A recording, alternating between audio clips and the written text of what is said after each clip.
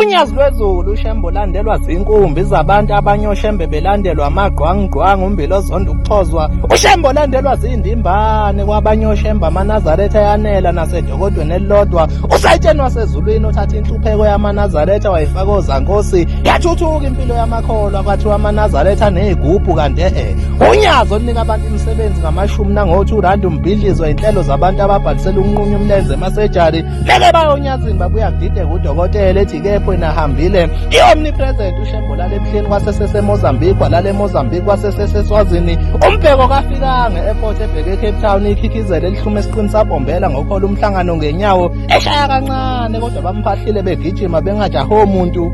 UNadela Mzimba wokutotosa ubeke emvuleni naselangeni umlandelwa lonogazi okwedlula imali ohalaliselwe nayingcanga emtshebheni.